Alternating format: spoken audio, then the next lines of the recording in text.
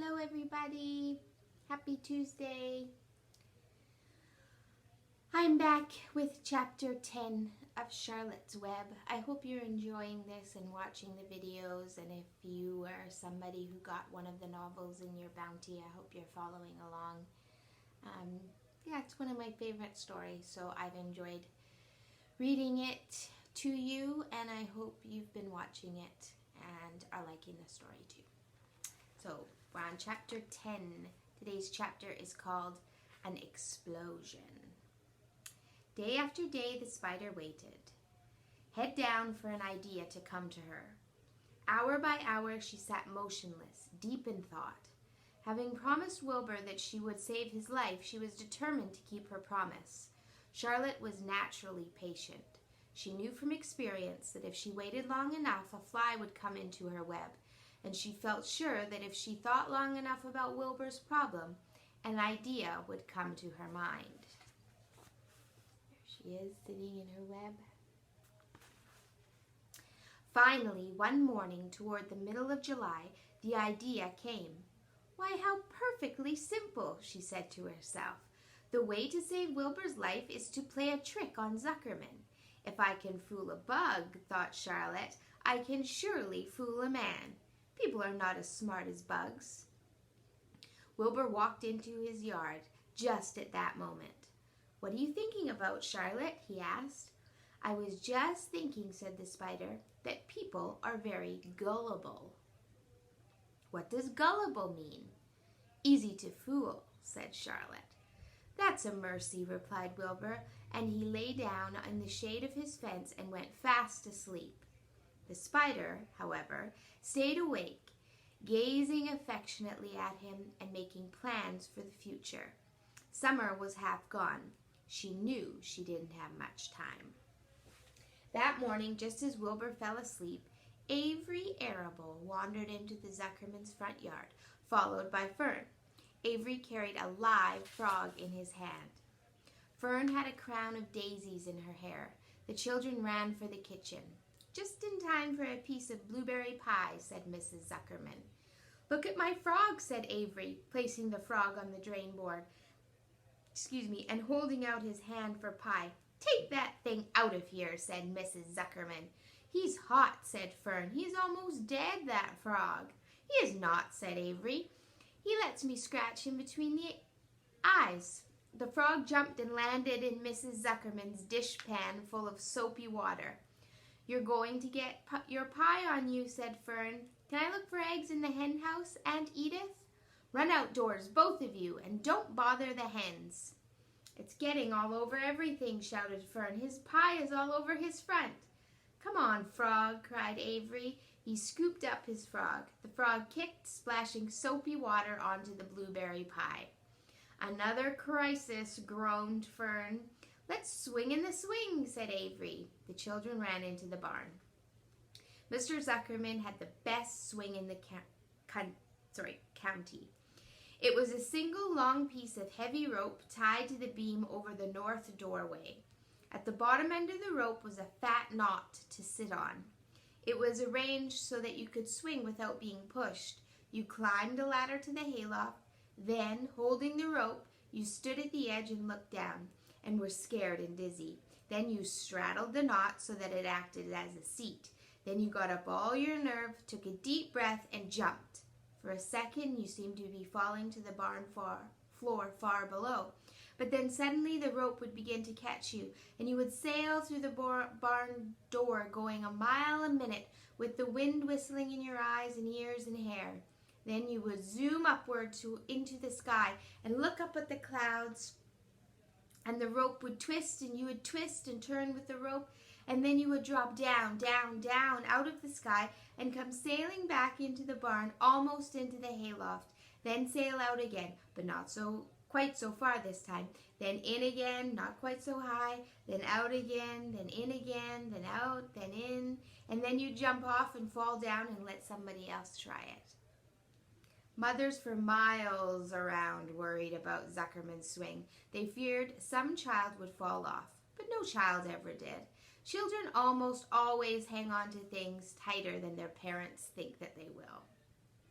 Avery put the frog in his pocket and climbed to the hayloft. The last time I swang in this swing, I almost crashed into a barn swallow, he yelled. Take that frog out, ordered Fern. Avery straddled the rope and jumped. He sailed out through the door, frog and all, and into the sky, frog and all. Then he sailed back into the barn. Your tongue is purple, screamed Fern. So is yours, cried Avery, sailing out again with the frog. I have hay inside my dress. It itches, called Fern. Scratch it, yelled Avery as he sailed back. It's my turn, said Fern. Jump off. Fern's got the itch, sang Avery. When he jumped off, he threw the swing up to his sister. She shut her eyes tight and jumped.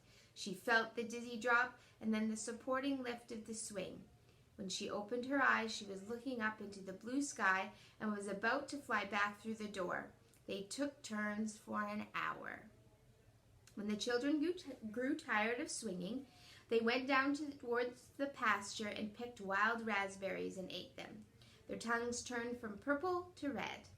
Fern bit into a raspberry that had a bad-tasting bug inside it and got discouraged. Avery found an empty candy box and put his frog in it. The frog seemed tired after his morning in the swing. The children walked slowly up toward the barn. They too were tired and hardly had enough energy to walk.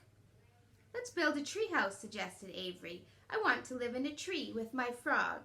I'm going to visit Wilbur, Fern announced. They climbed the fence into the lane and walked lazily towards the pig pen. Wilbur heard them coming and got up.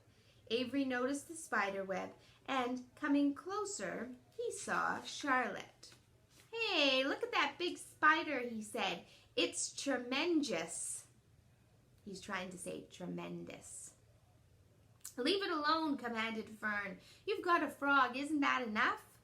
That's a fine spider, and I'm going to capture it, said Avery. He took the cover off the candy box. Then he picked up a stick. I'm going to knock that old spider into this box, he said. Wilbur's heart almost stopped when he saw what was going on. This might be the end of Charlotte if the boy succeeded in catching her. You stop it, Avery, cried Fern. Avery put one leg over the fence of the pig pen. He was just about to raise his stick to hit Charlotte when he lost his balance. He swayed and toppled and landed on the edge of Wilbur's trough. The trough tipped up and then came down with a slap. The goose egg was right underneath. There was a dull explosion as the egg broke, and then a horrible smell. Fern screamed. Avery jumped to his feet. The air was filled with the terrible gases and smells from the rotten egg. Templeton, who had been resting in his home, scuttled away into the barn. Good night, screamed Avery. Good night. What a stink. Let's get out of here. Fern was crying. She held her nose and ran towards the house. Avery ran after her, holding his nose. Charlotte felt greatly relieved to see him go. It had been a narrow escape. Later on that morning, the animals came up from the pasture. The sheep, the lambs, the gander, the goose, and the 7 goslings.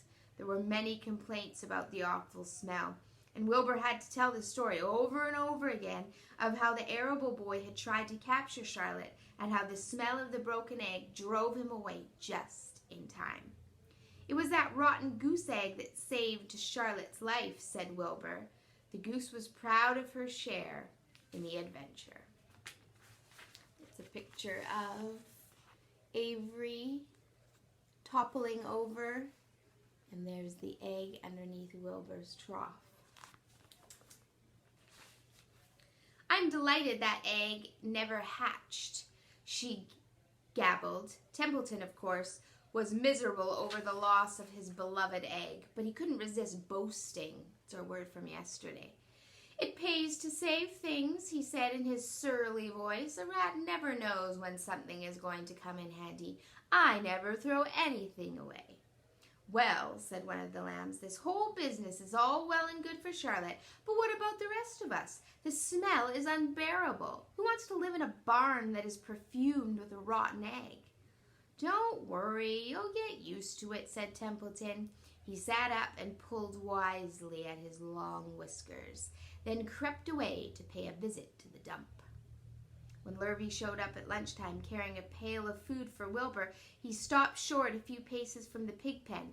He sniffed the air and made a face. "What in thunder?" he said. Setting the pail down, he picked up the stick that Avery had dropped and pried the trough up. "Rats," he said. "Whew! I might have known a rat would make a nest under this trough. How I hate a rat." And Lurvy dragged Wilbur's trough across the yard and kicked some dirt into the rat's nest, burying the broken egg and all Templeton's other possessions. Then he picked up the pail. Wilbur stood in the trough, drooling with hunger. Lurvy poured. The slops ran creamily down around the pig's eyes and ears. Wilbur grunted. He gulped and sucked and sucked and gulped, making squishing and swooshing noises, anxious to get everything at once.